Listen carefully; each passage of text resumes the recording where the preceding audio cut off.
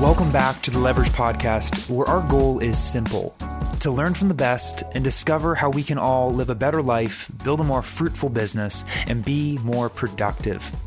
Join us each week as we interview fellow entrepreneurs, thought leaders, and leading experts to discuss everything from marketing secrets to new technology and life as an entrepreneur. Hello and welcome back to the Leverage Podcast. As always, it's me, your host, Nick Sonnenberg. And today I want to welcome a special guest and pretty smart dude. His name is Nicholas Bloom, and he is an economics professor from Stanford who I actually just stumbled upon. I was reading an article about how remote work is affecting the economy, and I really loved what the author was saying. So I looked him up, and lo and behold, Nicholas Bloom.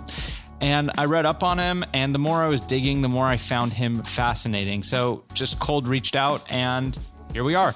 We had a super interesting chat. He's doing tons of research about remote work, future of work, startups, entrepreneurship, and tying it all back to how these things affect the economy. It's really interesting talking to him because he's constantly referencing research he's done and studies that he's literally conducted himself. I really love that because most of the time when you talk with people about this stuff, they're just going off their own experience or predictions, or they're not supporting it with data. But Nicholas is actually in the trenches and has done tons of research using hard data to back up what he's saying. So I think this episode will be super valuable for anyone who's interested in how startups, remote work, and the economy all mesh together. COVID is changing everything, and we're starting to see some shifts with how business actually is done. And as Nicholas points out at some point in this episode, previously, only about 2% of the US workforce worked from home. And now, guess what? That number is around 40%. So he has some really great insights into how that shift is affecting the economy, how cities are being impacted, how families are being impacted. And then we also discuss how companies can get prepared for this. He's in a really unique position where he can see these trends across companies and the workforce. So he has some super valuable insights into what various companies are doing and how entrepreneurs can adapt their companies to this new normal we find ourselves in. Anyway, I geeked out on this episode. I had a really fun chat. I think you're going to enjoy. Let's check it out. I'm excited to have a chat with you. An article of yours popped up and I read it and looked you up and I'm like, oh, this is interesting. Stanford economics professor. And then I started digging in and we share to a certain degree some stuff. I mean, you're wearing a Santa Barbara shirt. I went to UC Santa Barbara, so we got that in common. But then also, obviously, you're a professor in economics. You know, my background's in financial engineering, and you're writing a lot about future of work. You're the co-director of productivity, innovation, and entrepreneurship at the National Bureau of Economic Research. Did I get that right? Yeah. So what economists call the NBR, the National Bureau of Economic Research, is a very old organization. It goes back, I believe, to the 30s, maybe even 20s. It's up in Massachusetts. It's in Boston. Jim Viterbo is the current director of it. The last director is Marty Feldstein, who is at one point was Reagan's head of the Council of Economic Advisors. It's basically a large research organization that puts out a lot of research and policy related documentation. Is apolitical, studiously apolitical, but it's a very prestigious organization, runs a lot of conferences. So I co-direct, I should say, with Josh Lerner from Harvard Business School, one part of it. And our stuff is around innovation, productivity, a lot of firm work, a lot of work on, innovation, growth, long-run growth, creativity, entrepreneurship, startups. It's fascinating data. I mean, there's papers on why are firms founded, how are they successful, where do entrepreneurs come from, what distinguishes good and bad entrepreneurs. Is entrepreneurship dying? I don't know if you realize, but if you look in the US, the number of startup firms as a share of all firms is declining over time. So a lot of people have called it kind of stagnation or declining dynamism. Is that a problem? So, other research more recently has said yes, but if you look at successful startups, what are called, what is high indication startups, those that tend to be in fields and areas and employ people from the outset that typically go on to do well, their numbers is flat. So what are the stats on M&A deals, though? Is that part of the explanation that startups are just getting acquired? Because I'm seeing a lot of mini private equity firms popping up where they're not like a $1 billion private equity firm, but they're acquiring either distressed or, few $100,000 revenue type of companies, and then they'll acquire them and put them under one umbrella. Is that part of what's causing that? Well, if anything, that would be increasing startups, because you'd think, so now I'm a startup. Previously, I had to maybe go all the way until I IPO'd or went bankrupt. That was the only, Nowadays, actually, it's much easier to exit because much earlier along the path, someone may come along and pay good money for me. In fact, there's almost more true in tech, because you think in tech, if Google wants to stamp out all the competition, if I start myself up as a company providing a rival service, I know on the one hand, I may never make it big because Google will, crowd me out. On the other hand, Google's going to buy me out. So it's much more attractive. In fact, it's interesting, all this stuff, everyone beats up high tech and being anti-competitive and snuffing out the competition, which they may do. I don't have a view on that. But if that's true, it encourages lots of entry. In the short run, you can snuff out the competition by buying them up. But of course, what happens? It's now super appealing to start a high tech firm because, 3 years from now, Google's going to pay, top dollar to get you out of the market. I was just saying the private equity, because if you get acquired by the larger company, I wasn't sure if you're still considering that startup as a node within the ecosystem of startups, or if there's 17 companies that a private equity firm buys, is that now just considered one startup under the umbrella of the private equity instead of 17? No, great question. So it's really very nerdy world. When you employ somebody, you have to have an ITIN. It's like EIM. EIM, yeah. And the IRS has a weekly series now of how many people are applying for EIN numbers each week. Okay. And there's data going back a long time, Susan, and you can look at that. And obviously that's rising on average because there are more firms in the US. There's a bigger economy, but as a share of the stock, it's declining.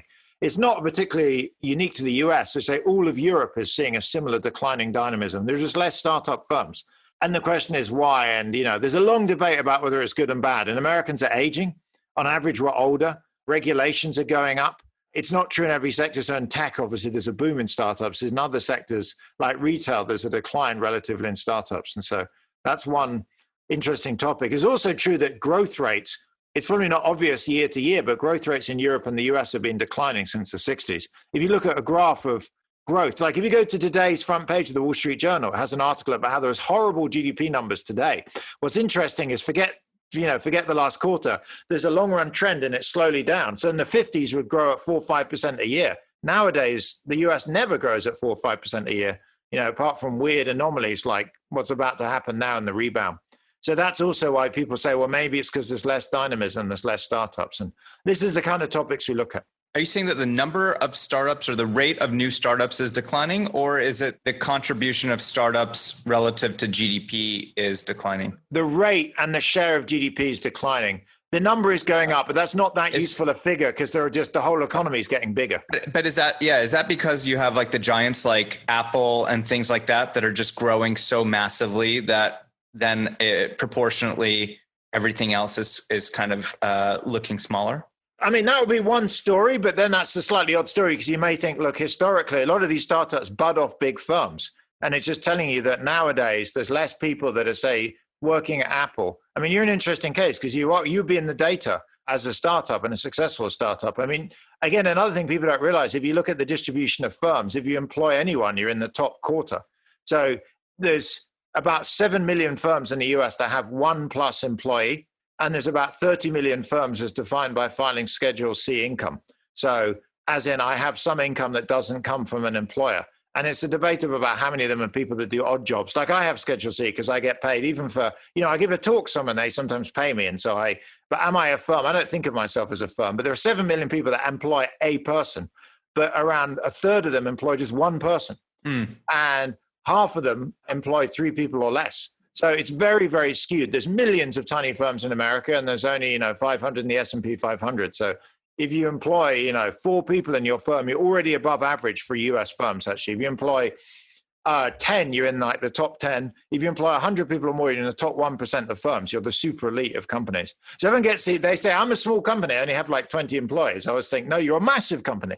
You just think that because the ones you see on TV are like GE and McDonald's, that's typical. They're actually complete outliers. They're like the Warren Buffetts or Bezos of the individuals. So I try to keep the team as small as possible. Revenue per team member is one of the key metrics that I'm looking at because I've learned the hard way how much of a pain in the ass it is to run a large team. Yeah. And I think a lot of people get impressed by large team sizes, but for me, it's really revenue per team member that I care about because complexity scales exponentially with team size in a company. The difference between a 10-person team and an 11-person team isn't, 10% more complex. It's much more than that. There's an interesting observation on that. That's very much connected to a lot of the history of our business. There's a guy, Alfred Chandler, for example, who's now dead. It was a famous Harvard business historian that said one of the critical things in the development of the US was being able to make large companies. And in order to make large companies, you have to move beyond people just hiring their, brothers and sisters to run stuff. So exactly as you point out, as you get bigger, you need to bring in more managers. And if you can't trust outsiders, you hire family members, and that's pretty hopeless. Yeah. And he said the legal system and having courts. So if you hire someone and, they steal from you, you can take them to court, is the way you can trust outsiders. So there's a fascinating thing about, when you get too big, you have to get others to help you run a company. And, that involves court systems and complicated setups that America has, but developed. Totally. And some of the stuff that I'm personally interested in is how do you use all the tools that are now on the market, like Slack, Asana, these tools, how do you use those so that you can have a productive workplace and ultimately work remotely and be even more efficient than you might have been even in the office, which I know that you do a lot of research on this, and I'm curious to know your thoughts on it. But no matter how good of tools you use, the larger the company, the more ways there are for information to get lost, scattered. I call it the scavenger hunt. Did Nick email me, text me? Was that in Slack? Was that in Asana? And when the team grows, that problem grows massively. And so I'll send you a copy of a new book coming out called Come Up for Air, How Your Team Can Leverage Systems and Tools to Stop Drowning in Work. And it's a framework of kind of the classification of tools that every business needs and how to think about them and when to use them and how to use them. The framework is CPR, communicate, plan, resource. So regardless of what your company does, how big, small, industry, every company needs to communicate internally and externally. You need to be planning and you need to be documenting your knowledge. You have to understand fundamentally when you should use each type of tool. And a lot of people are using text message for texting their wife, texting their colleague, project managing, delegating, and it causes a scavenger hunt. So that's the type of stuff that I think a lot about. You're a professor at Stanford. What are you teaching right now at Stanford? This year is very unusual. So Stanford has entirely moved all the teaching online. So I'm teaching this year coming up. I'm teaching, I guess, three things. One is exec ed. So I'm doing executive education is more like individual segments. So I have a segment on working from home. So I'm repeatedly giving that to groups of execs. And then I have two courses that are lasting a quarter each. One is an undergrad course called Management Practice, the Economics of Management Practices. I've been working on management practice, including, working from home for a long time, since I was at McKinsey, in fact. So I go through that, a lot of the research and some case studies, like Lincoln Electric, the classic, the most popular Harvard Business Review case study of all time. And then there's a graduate course, which is more about research topics in economics, a bit broader, but it's things like discrimination, inequality, growth, social networks, etc. What were you doing at McKinsey? Why did you decide to leave McKinsey? I was at McKinsey for a year and a half. I left for a couple of reasons. One was lifestyle. So between joining and leaving, I got married and my wife got pregnant. And in fact, the week after I left, she gave birth. I just discovered that while I was at McKinsey, my hours were so punishing, particularly when she was pregnant and going to bed earlier and getting up a bit later. I just wouldn't see her. I literally would not. I'd leave at 6 a.m. and get back at 10 p.m. and I just wouldn't see her all week. And I did not want this in steady state. And then the other thing more forward looking is, McKinsey is a fantastic firm and people do really well. But I was already old enough when I was there. I was must have been late 20s. I looked up and there's very few people above the age of 50.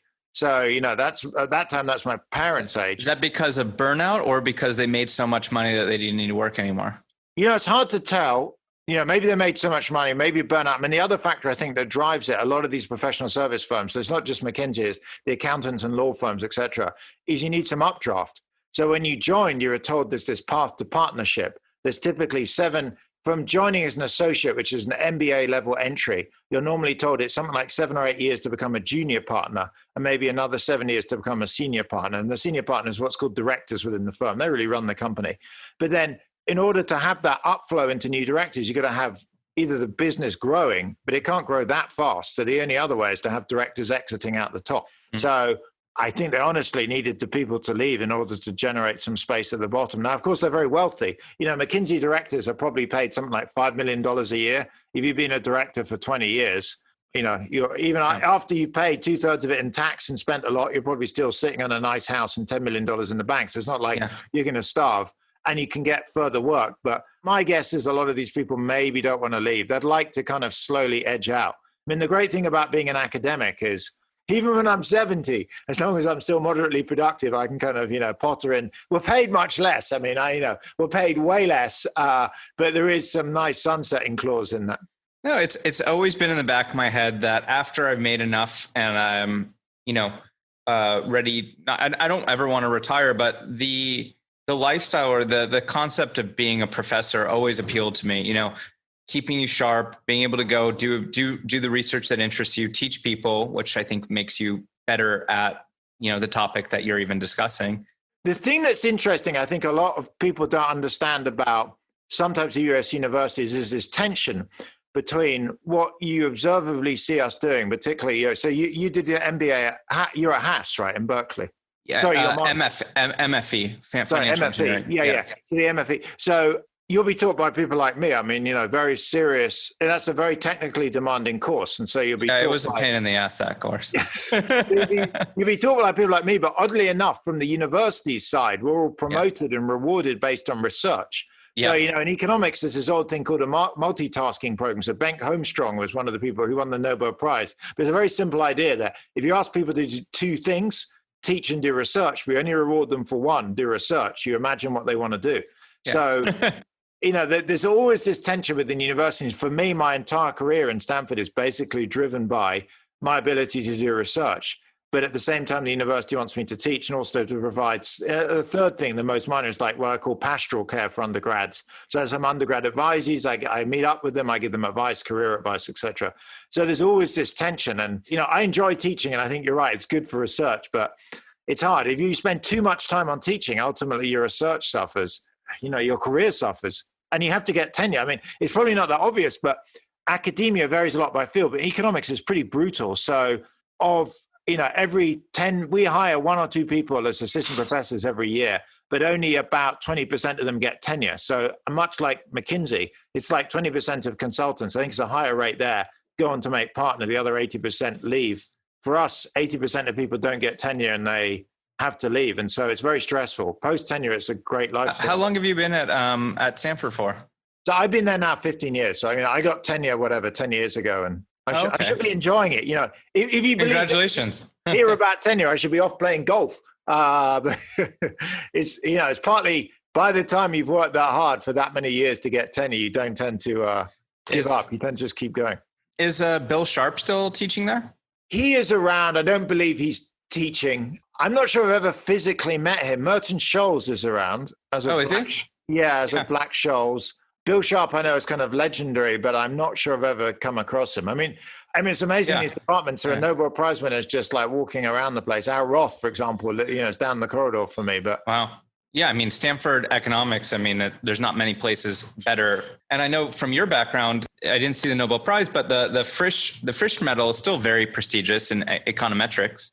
Yeah, no, thank you. No, research has worked out well. Partly why I was asking you on finance stuff, I have a couple of research angles. One is on uncertainty. So I've been long interested in measuring uncertainty, the impact it has on the economy. And you can imagine right now that's very topical with COVID. It's just insane. So I'm actually giving a talk in Jackson Hole, and my topic's on measuring uncertainty. And most of the measures are off the charts. All of the data we have going back decades, we've typically never seen uncertainty measures that high. How do you measure uncertainty other than like looking at the VIX or volatility indicators? Yeah, so there's one measure is the VIX. So for those of people that don't know, that's basically stock market volatility. And stock markets are very volatile now, incredibly now. They calmed down a bit, but they were volatile in 2008, 2009. There are second measure is looking at disagreement. So for example, you get forecasters who forecast GDP growth. So, Goldman Sachs and JP Morgan and Bank of America, et cetera. You look at how much they disagree. And before the COVID pandemic, Goldman's may say 2.8% and Bank of America may say 2.4%, and there's some disagreement. Suddenly now the disagreement's massive. I guess you could also see like a decline in liquidity in the order book of certain products too. Like if people don't want to touch things, right? And then that's like, they just widen out. Yeah, bid-ask spreads go out. That's exactly right. That's typically periods of like extreme fear. So, I mean, another related measure, by the way, is the price of gold. Gold is a good measure of uncertainty. It's not perfect, but it tends to go up. Do you think that gold will continue to be the measure of that, or do you ever foresee a cryptocurrency replacing that, or some other, maybe not crypto, but like a digital version of gold replacing that? I mean, gold is the most appealing. Gold is the best, extreme fear hedge. I mean, I don't even, you're probably following the market as well, but gold is basically at all-time highs right now. I mean, partly because interest rates are so low, there's no cost of holding gold. But I think the idea people have is that if you have a gold bar in your bedroom and, all hell breaks loose, you got this thing you can trade. A cryptocurrency, in my mind, isn't such a good hedge against the downside, because if the downside happens, the financial system will break down and your cryptocurrency is vaporized. So in some ways, physical gold is the biggest investment, but I think that most of the gold exchange on financial markets is not physically traded. I mean, a lot of it is driven by places like China, where people are literally hoarding gold in bedrooms and under their floorboards. One of my relatives, I won't mention who because they'll probably be terrified, has still large amounts, I mean, not a lot, it's like a few £1,000s of gold. We'll post the address of that relative in the show notes of this podcast. They were actually broken into, and they had hidden it in an old, nasty, scrubby old bag, and the thieves broke into their house and stole a bunch of stuff, but not the gold. Let's switch gears for a second and talk about future of work from home. I know that you do a lot of research in that. What is your research telling you around productivity and working from home right now? So a few thoughts. So the first is the productivity of people working from home right now is above expectations. So I've run multiple surveys. So one is of about 1,000 firms in the US, and the other is 2,500 working Americans. And in both cases, about 70% of people report being positively surprised by productivity of working from home. That doesn't mean it's great. It just means it's a lot better than they thought. The second issue is most of these measures of productivity tend to be more short-run focused. So if I think of two types of work, one is like day-to-day doing the same old as you've done. That seems to work quite well for a lot of people working from home. If your job is, not if you're a gardener, clearly you need to be physically there, but particularly for graduate jobs, and honestly, the listeners to your podcast are much more likely to have the types of jobs that you can do in an office and therefore remotely. The thing that's looking more problematic is longer run activities like creativity, coming out new products and services, designing stuff. That traditionally was done much more face-to-face in group meetings, and it's harder to do that. That's not showing up as of yet.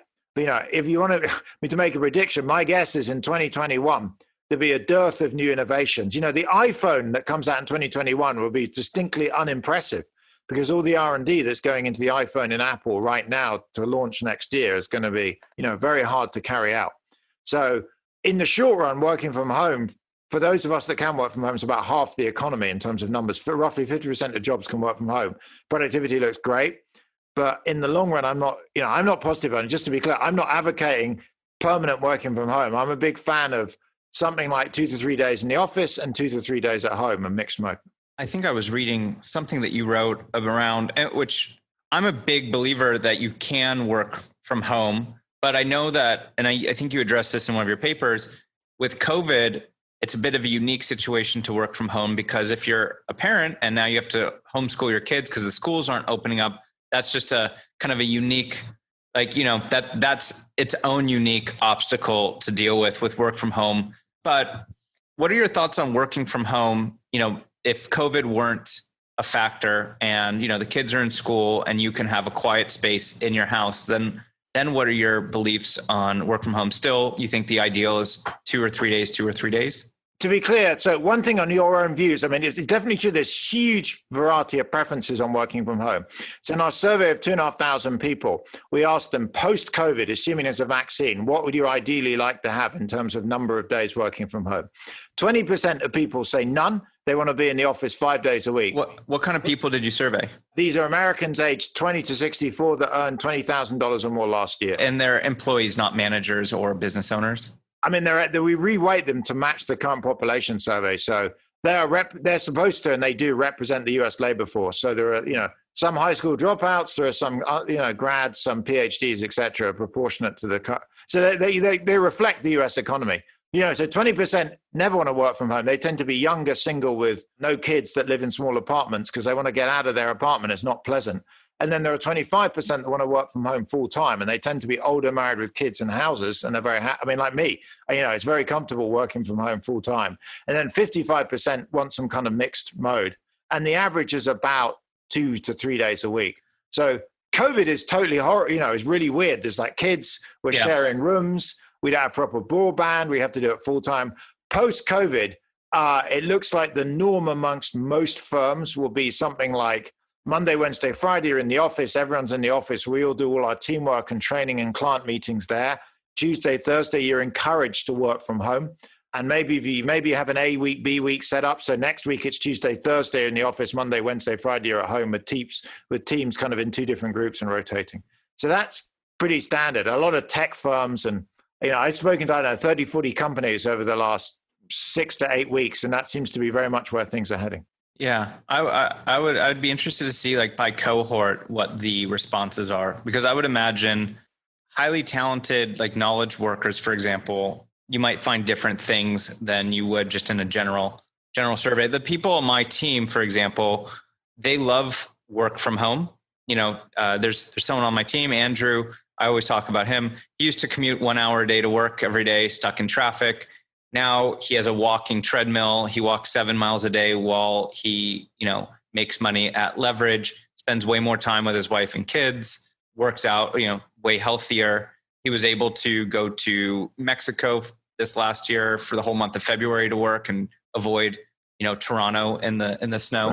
So there are some benefits, but I think that there's a minimum amount of face-to-face that you need as a team. I'm a little bit more tilted towards 3 times a year we can meet up. The thing that comes out from the data is this huge variety of preferences. So I actually think one size fits all really doesn't work in this. So people kind of think there's, a best either in the office or at home. Like Steve Jobs is very in favor. He has multiple quotes. Everyone should be in the office. It turns out in the data that, a quarter of people are either extremes and half's in the middle. As talking to employers, if you start to run a small business, in fact, it makes complete sense to have a model, say, where you allow your employees to work from home 5 days a week. Because even though only 25% of people want that, they want that a lot. And so you're going to end up recruiting really fantastic people because no one else is offering it. So as a small firm, you kind of want to be, in some ways, unusual because you want to offer something that other firms don't. Well, it also allows you to hire people from outside a 30-mile radius of where the office is, right? No, exactly right. Where it gets tricky is for big companies. So things become very different if you're a large company. So imagine you're, Facebook or Google or, Goldman Sachs.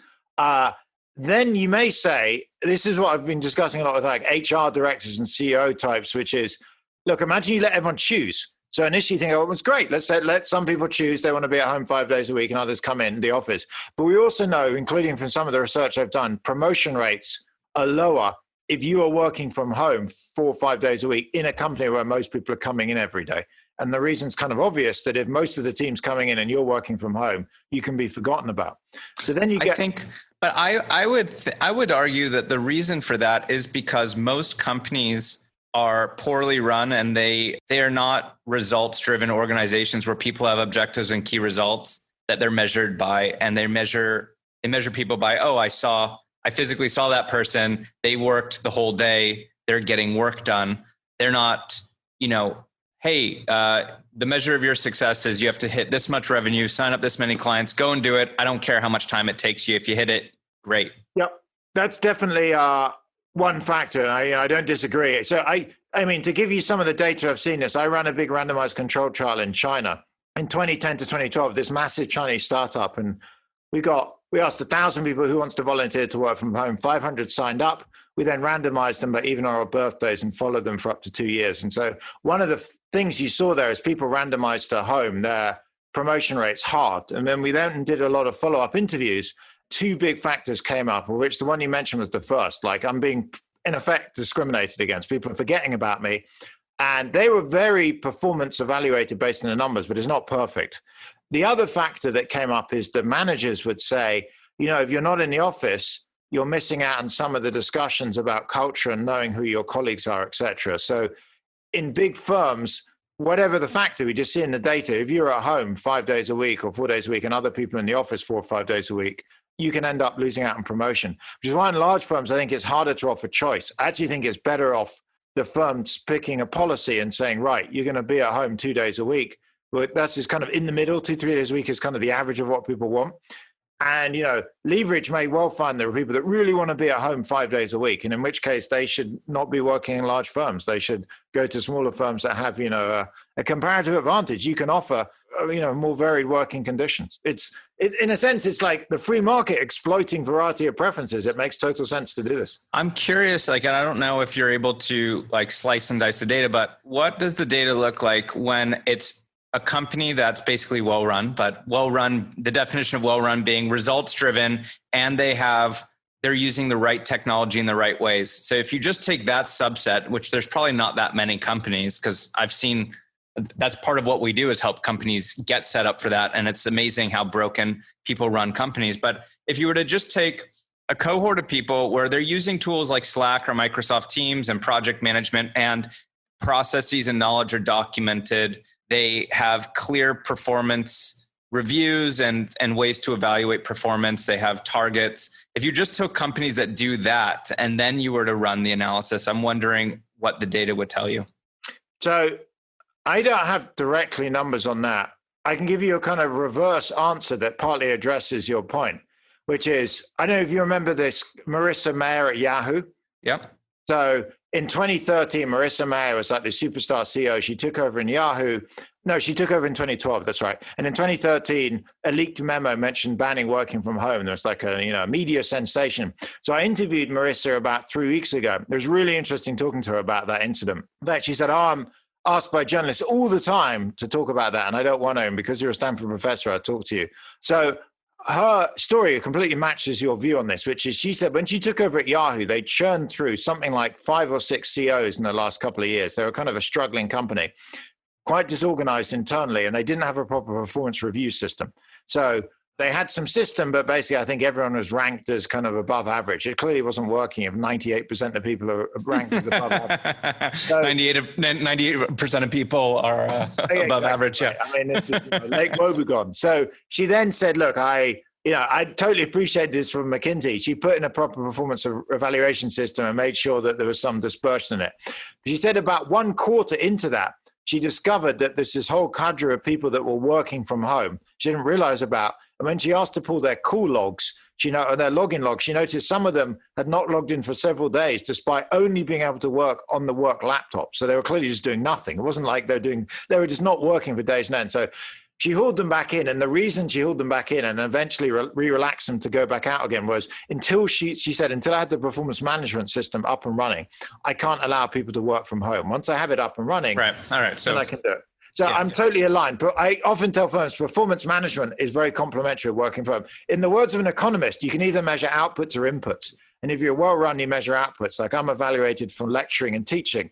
If I'm badly run, I have to measure inputs. So my boss gets me into the office and forces me to sit in this room in the glass walls and watches me to make sure I'm not playing video games. I mean, you're right. It's a terrible way to manage people. But I noticed in this COVID pandemic, badly run companies are suffering much more because they've moved to work from home and their companies are falling apart. Other statistics I'd be interested.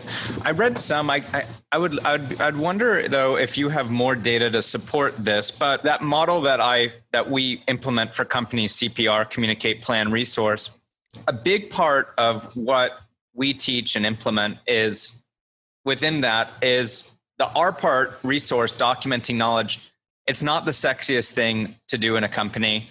If you have only a certain amount of hours to do something, you're probably going to work on the marketing or sales campaign. You're not going to be thinking about documenting knowledge and process, but it's super important. And when someone quits the company or leaves, you're going to be pretty happy that you know how to do payroll or how to do onboarding, because that person that left isn't leaving with all the knowledge. It's being kept within the ecosystem.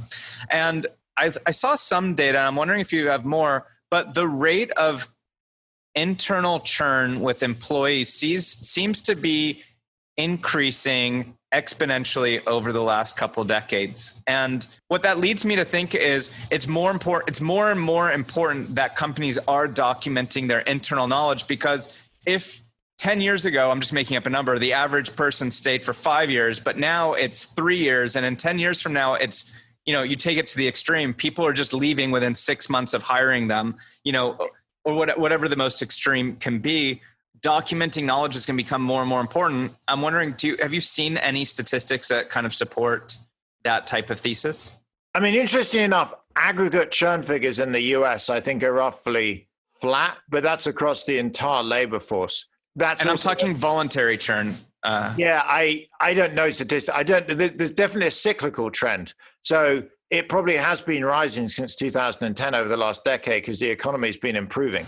So and opportunity, the world's becoming smaller with remote work. Exactly. So I think that there's more competition to keep people in these jobs. So, I mean, a comment on the, I totally agree. One of the things I work on is this management. I've done a lot of stuff for the last 10, 15 years on evaluating management practices. We run surveys on literally millions of firms across countries, which we took from Mckinsey and have built out and out and out. And half of that is on monitoring and half of that is on incentives. So on the monitoring stuff, there's a lot of collecting data, processing it, but also documenting and storing it. In fact, when I was at McKinsey, one of the big things they did is have an internal knowledge library. So every time you do a project or do a piece of work, you just expect it as part of your evaluation was to write it up and store it. So, you get a similar client with a similar problem a year from now, you can go back and pull out the last pack and you're not reinventing the wheel all the time. So I'm totally on board.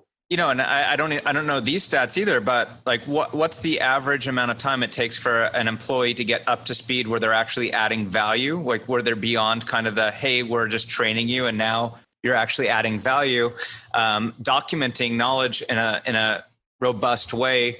If the average is 6 months, maybe I don't know what the stats are, but I do know that it definitely speeds up the time to add value. And as the retention time horizon, as retention goes down and the average length of time that someone stays at a company decreases, my view is that you need to shrink the time to speed to ramp someone up to their adding value. So the proportion of time that they're adding value compared to how long their stay kind of stays proportional.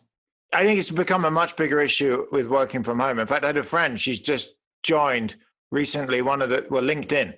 And she said LinkedIn were very impressive because much of the training material is documented. And she said quite explicitly, if she'd been in the office, it wouldn't have mattered that much because a lot of this training material is see other people, how they behave. She said, for example, what time do people start and leave during the day? I never thought that it's something you wouldn't know, but it's true. It varies a lot by different employers. If you're in the office, it becomes immediately obvious if you turn up and the entire team is there and you leave and no one else has left. But if you're working remotely, it's much harder to figure this out. So having stuff documented, LinkedIn is very good about documented training material. She said it was immensely useful. So I think actually right now where there's not visual cues is actually significantly more important. It's probably why, Leverage is focused on documenting stuff possibly because if you're a remote-based firm, you really need to be very good at this in order to... Well, yeah, you get burned a couple of times where a key team member leaves. You start thinking, hey, what could I never want to deal with that again. How do I ever avoid dealing with that pain?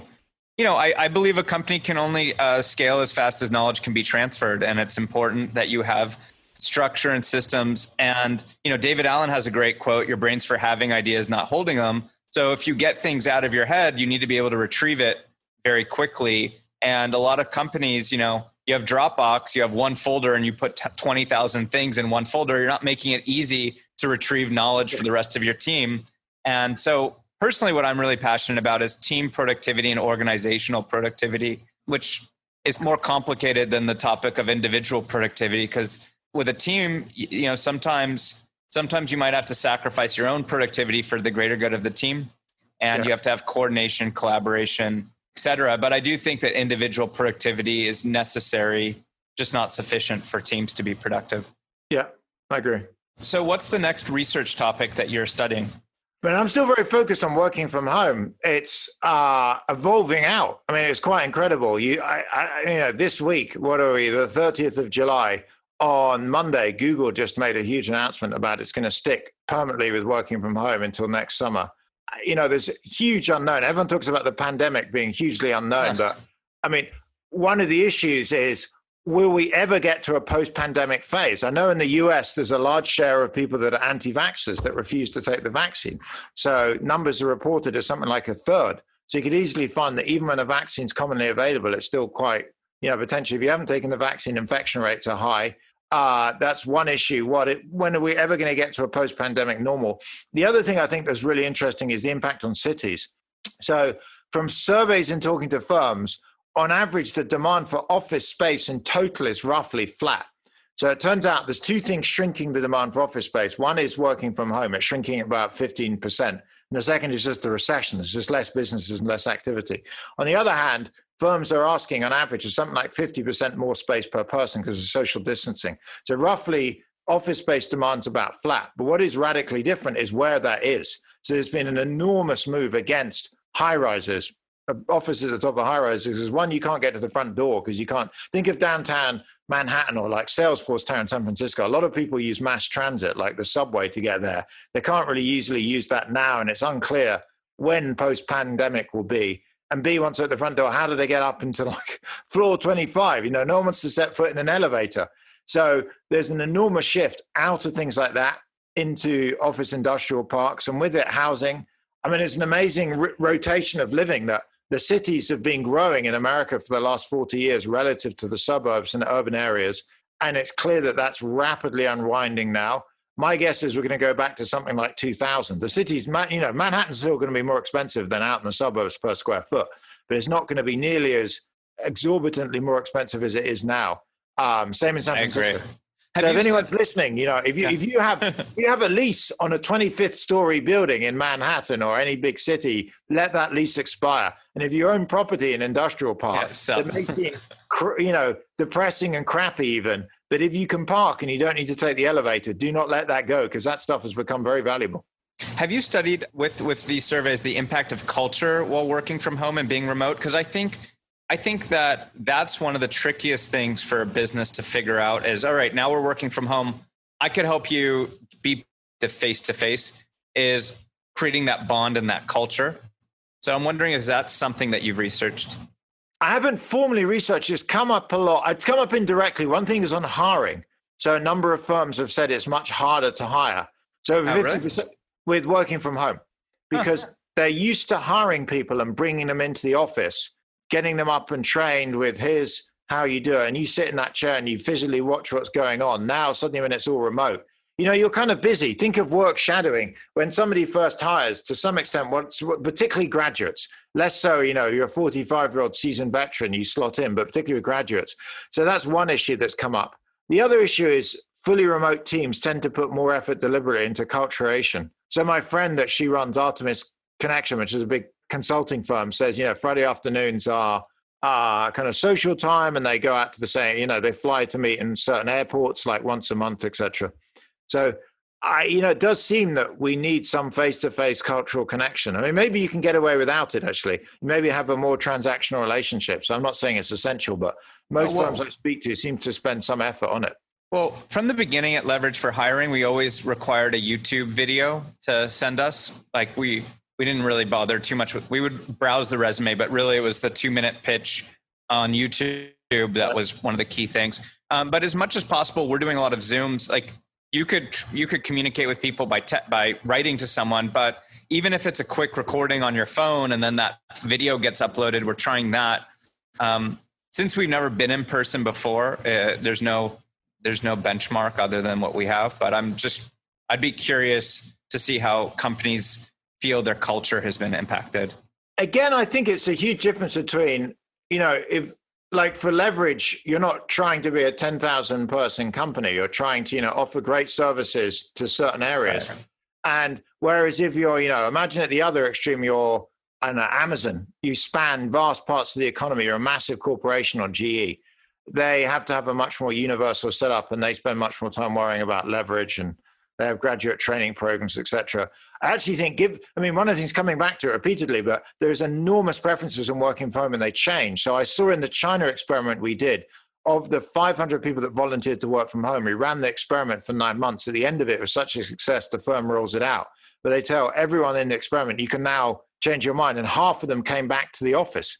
So you have people that work from home for 9 months that have previously been in the office. To put it in context, they're young, single people in China living in small apartments. So it's maybe not surprising. Are they in areas that have good Wi-Fi? So the requirement to work from home is they had to have their own room that was not their bedroom. They had to have working broadband. and their firm gave them equipment. So they're perfectly functional. And as a group, they're 13% more productive working from home. So it's not that they didn't perform. In fact, they performed incredibly well. And the firm was amazingly happy. It's why it rolled it out to the whole company. It just turned out that A, lots of people didn't want to do it initially, and B, lots of people changed their minds. So that whole joke about, the three great enemies of working from home are the bed, the television, and the fridge. Often people fell victim to one of them. So I think it's an area where there's just, maybe it's like sports teams. Some people like sports, some don't. Everyone has a different team. They even, do you like football? You like base? I mean, you can't kind of force everyone in. I think working from home, again, has strong views. And in fact, as a small company, one thing to do, exactly as Leverage is doing, is kind of exploit an area. Say there are people that really want to do this. They're prepared to you're going to get a much higher quality of person for your pay if you allow them to work from home 5 days a week. We're not trying to build a 10,000 person company. So therefore, let's just go after that niche. Yeah. I mean, I don't know about 10,000, but, it could be in the hundreds. At some point too, you hire vendors or you have people and they're just one node and then they have their own team of 10 that they manage. But I don't care about that. I just talk to the one person that's managing them. They just give on our survey, 25% of people want to work from home. The US has a labor force of 165 million Americans. That's what, I don't know, 50. It's not quite 50 million, 40 million, 45 million people in the US want to work from home full time. I mean, that's an enormous number of people. That's a you can access them anywhere from the US. So in theory, you got up to 40 million people. You then say, look, I want graduates to have this. But you can imagine this pool of people is basically infinite. Do you think at Stanford, you guys are going to eventually have a class on future of work, like how to work from home efficiently? Is that going to be a class, you think, at Stanford sometime?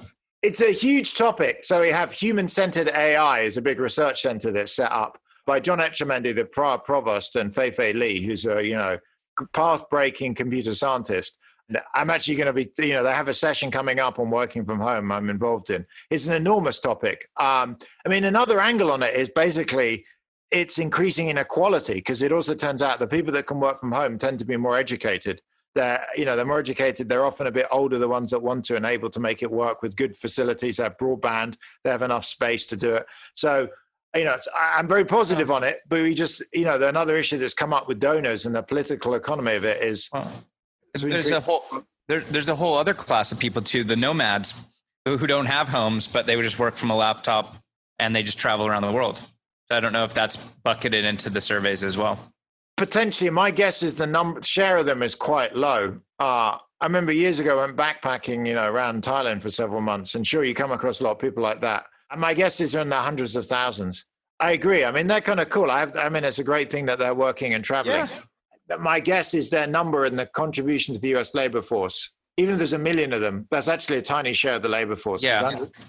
But I wonder in 5-10 years from now if that's going to be more of a percentage of the labor force. I don't think it's ever going to be like 20%, but no, I think COVID is pushing it more in the direction, I think, of people moving out of cities. So I visited JetBlue, to give you another example, as the big airline out in Salt Lake City, and it had a program whereby you could work from home and come in 1 day a week. You had to be within 3 hours driving distance of the firm because they wanted, in case of an emergency, the broadband went down. But 3 hours outside of any big city is deep countryside if you want to make it that. So increasingly, I can see people. I was looking the other day. It's the kind of thing you do on a Friday evening while I was, waiting for my wife to come back from something.